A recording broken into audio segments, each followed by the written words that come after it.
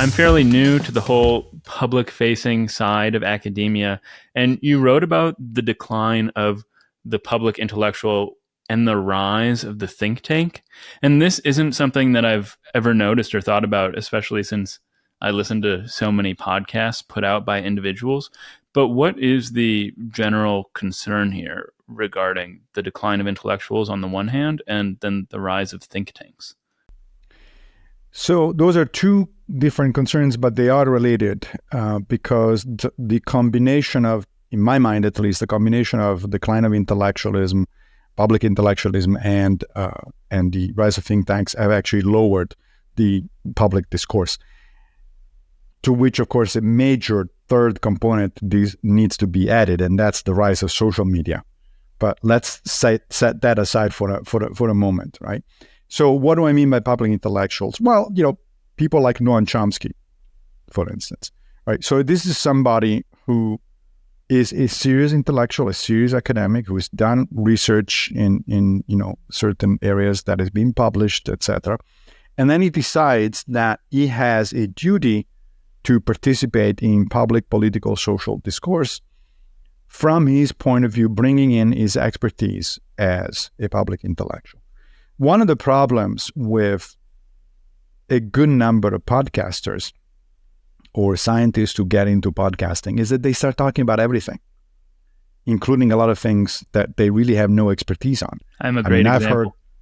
But see, you talk to other people. So you call somebody who is, that's a different issue. That's having a conversation where you play the part of the more or less well-informed layperson and who says, okay, I got this guy or this person and I want to talk to about this topic. That's a whole different thing. But there are, I've heard physicists talking about philosophy without knowing anything about philosophy. I've heard, economists talking about history without knowing about history. So it's like, that is something that Chomsky would never do. That is something that the old guard public intellectuals will never do. Chomsky's point is that, and of course, this goes regardless of whether you agree or disagree with Chomsky's specific political ideas. I happen to agree with a number of them and disagree with others. So it's not like I think that Chomsky is the last word on everything. But what you will notice if you look at his public appearances is that he talks always about the same things because those are the things that he's done research on. Those are the things that he feels confident. He's not a generalized talker about everything. And one of the things that we've seen now is this ability, because of new media, of people to just get in front of an audience and start talking about all sorts of stuff of which they presumably don't know much. The related issue there is the rise of think tanks. So think tanks started out in the early part of the 20th century as universities without students. That was the definition, one of the famous definitions of a think tank. In other words, these were bodies that were supposed to do research and advise the government or the public in general about certain issues that were at the borderline, at the interface between basic research and application and applied policy kind of things.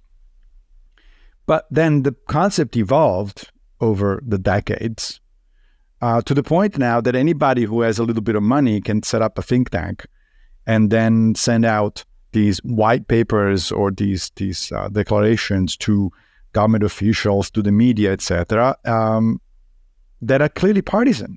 I mean, not all, but a lot of the think tanks that we have these days currently active are clearly, blatantly partisan.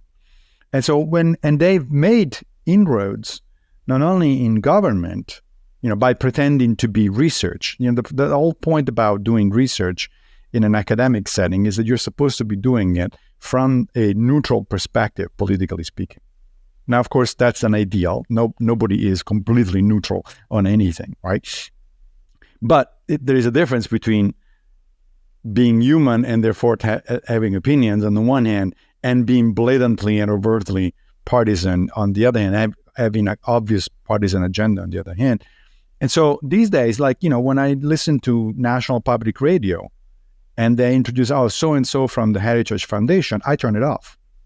I'm not interested in what the Heritage Foundation says, because I know exactly what they're going to say, because they always say the same things.